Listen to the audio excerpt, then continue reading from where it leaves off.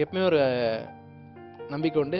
நம்ம பெஸ்ட்டாக டியூன் கொடுக்க ட்ரை பண்ணுவோம். பட் டைரக்டர் கொடுக்குற சுச்சுவேஷன்லையும் டைரக்டர் அவங்க வாங்குற டியூன்லையும் கூட அதுக்கு ஒரு சின்ன வேல்யூ உண்டு. பர்டிகுலராக எனக்கு லிரிக் பேஸ்டாக டியூன் பண்ணான்னு கூட ஆசை உண்டு. ஏன்னா லிரிக் பேஸ்டாக டியூன் பண்ணும்போது அந்த டியூன் வந்து வேறு ஷேப்க்கான வரதுக்கான சான்சஸ் இருக்குது. அப்படின்போது இப்போ ரீசெண்டாக நான் ஒர்க் பண்ண எல்லா டைரக்டரும் மேக்ஸிமம் ஒரு பெஸ்ட் ட்ரை பண்ணுறாங்க. அதில் அமுதன் இன் பர்டிகுலர் அவர் வந்து ஓரளவுக்கு இந்த ராகா பேஸு இந்த மாதிரி சின்ன சின்ன ஒரு இப்போ வந்து ஒரு மூவியில் வந்து இந்த மாதிரி ஒரு ஸ்லாட் வைக்கிறது கஷ்டம். ரோஜாப்பு மாதிரி ஒரு ஸ்லாட் நீங்கள் இமேஜின் பண்ணி பார்த்தீங்கன்னா எப்படி இந்த படத்தில் அதை எக்ஸிக்யூட் பண்ண போகிறாங்கன்னு எப்பவுமே ஒரு கொஸ்டின் இருக்கும். பட் அந்த அமுதன் அந்த ரிஸ்க் எடுத்து அந்த டியூனாக அதை சக்ஸஸ்ஃபுல்லாக ஆக்கணும் அப்படின்றதுனால அமுதன் அது பரவாயில்ல இருந்தாலும் ட்ரை பண்ணிவிடும் அப்படின்னு சொல்லிட்டு அதுக்கப்புறம் ஷூட் பண்ணி என்ன பண்ண போகிறான்னு பார்ப்போம். பட் இருந்தாலும் அந்த ஒரு சின்ன ஒரு ஒரு வாய்ப்பை எனக்கு கொடுக்குறாரு. இந்த மாதிரி நீங்கள் உங்களுக்கு என்னோட ஸ்ட்ரென்த் அதுன்னு அவர் தெரிஞ்சிருக்கார் போல இருக்கு.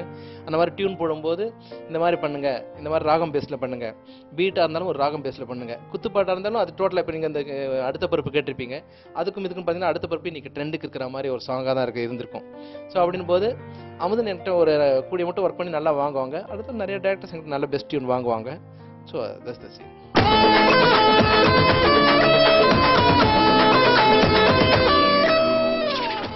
இப்போ என்கிட்ட ஒரு ப்ரெசன்ட் இருக்குது.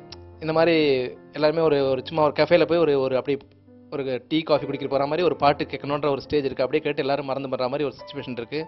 இதில் வந்து ஓமகசியா மாதிரியோ ரோஜாப்பூ மாதிரியோ குப்பை தொட்டி மாதிரியோ ஒரு சாங் உட்காந்து கேட்கறதுக்கான பேஷன்ஸை நீங்கள் க்ரியேட் பண்ண முடியுமான்னு எனக்கு ஒரு கொஸ்டின் இருக்குது. கண்டிப்பாக முடியும். எல்லாருமே இப்படி கேட்டுருந்தாங்க தான். இது என்னென்னா அது நாம தான் அதை கொஞ்சம் கொஞ்சமாக இன்ஜெக்ட் பண்ணணும்னு நான் நினைக்கிறேன். என்னோட இட்ஸ் டஃப் ஆகிட்டு தான். நான் கொஞ்சம் இப்போ அதை வந்து ஸ்லோவாக தான் இன்ஜெக்ட் பண்ணணும். நான் வந்து எல்லா பாட்டும் அப்படி போட முடியாது.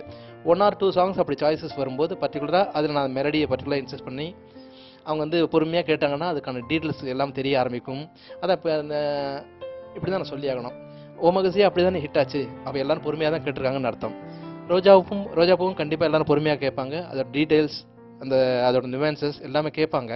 பட் ஸ்லோவாக நாம தான் அதை கொடுத்தாகணும். அதுக்கு கொஞ்சம் டைம் ஆகும்னு என்னோட சைடில் எனக்கு தெரியுது. பட் இருந்தாலும் அதை பண்ணி தான் ஆகணுன்றது நான் ரொம்ப ஏன்னா அப்போ தான் ஓரளவுக்கு நான் என்னோட மியூசிக்கு ஜஸ்டிஃபிகேஷன் கொடுக்க முடியுது. எனக்கு ஒரு ஆணித்தனமான நம்பிக்கை.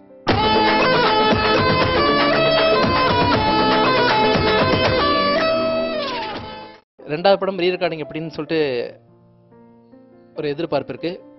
ஆஸ் யூஷுவல் அமுதன் வந்து நீங்கள் பார்த்தீங்கன்னு வச்சுக்கோங்களேன், இந்த ரோஜாப்பூ தான் வந்து அந்த 80s இருந்த மாதிரியே தவிர்த்து படம் வந்து மோஸ்ட் ஸ்டைலிஷ் மூவியாக இருக்கும். நீங்கள் அன்றைக்கி ட்ரெய்லர் பார்த்தீங்கன்னா தெரிஞ்சுங்க, இப்போ எடுத்து பார்த்தீங்கன்னா கூட தெரியும். ரொம்ப வேகமான ஒரு ஆக்ஷன் பேக்டாக ப்ளஸ் ஃபன் இருக்குது. ஃபன் போது கொஞ்சம் ஆக்சுவலாக உண்மையாக சொன்னீங்கன்னா ஃபன் மூவிக்கு மியூசிக் பண்ணுறது ரொம்ப கஷ்டம். ஒரு ஃபன் பேஸ்டாக இருக்கிற ஒரு மூவிக்கு ரொம்ப கஷ்டமான மியூசிக். ஃபர்ஸ்ட் ஹாஃபில் அந்த மாதிரி ஒரு சின்ன ஒரு ட்ராவலும் டுவர்ட்ஸ் செகண்ட் ஹாஃப் வந்து ஒரு சீரியஸ் நோட் அந்த மாதிரி ஒரு ட்ராவல் தான் அந்த படத்தில் இருக்குன்னு எனக்கு ஒரு ப்ரீஃபிங் இருந்திருக்கு ரெண்டாவது படம். ஸோ அமுதன் எனக்கு இதுவரையும் கொடுத்துருக்க ப்ரீஃபிங் மியூசிக் மட்டும் ரீ ரெக்கார்டிங் ரொம்ப ஸ்டைலிஷாக இருக்கணும், அப்டேட்டில் இருக்கணும், அந்த ட்ரெண்டியாக இருக்கணுன்றது எனக்கு ப்ரீஃபிங் கொடுத்துருக்காங்க. அந்த சேலஞ்ச் எனக்கு I am just expecting the movie வரணும்னு எதிர்பார்க்குறேன். ஸோ அது கொஞ்சம் சேலஞ்சிங்காக இருக்கும். கண்டிப்பாக வரும், பாருங்கள் நீங்கள்.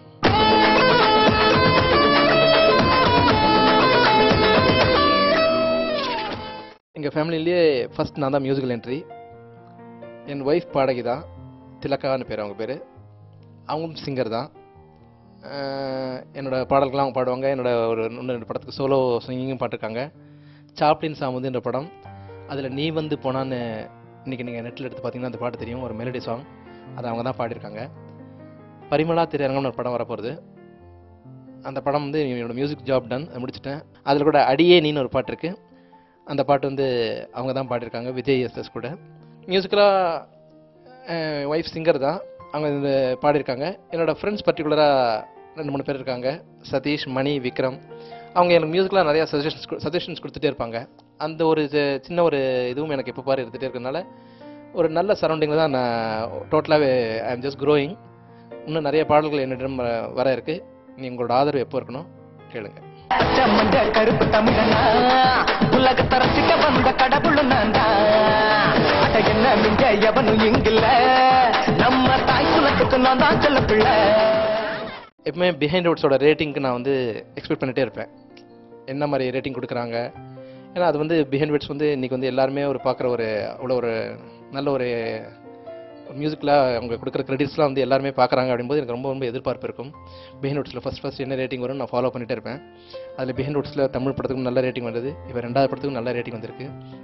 என்னை பர்டிகுலராக கூப்பிட்டு இவ்வளோ ஒரு சின்ன ஒரு டோட்டலாக நடந்த ட்ராவலை பற்றி அவங்க இன்டர்வியூ எடுத்ததுக்கு நான் உங்களை ரொம்ப ரொம்ப தேங்க் பண்ண விரும்புகிறேன். நேயர்கள் எல்லாருக்கும் முக்கியமாக இந்த என்னோட பாட்டை ரசிக்கிற எல்லா நேயர்களுக்கும் ரொம்ப ரொம்ப நன்றி. பாடல்களை கேளுங்க, ரசிங்க.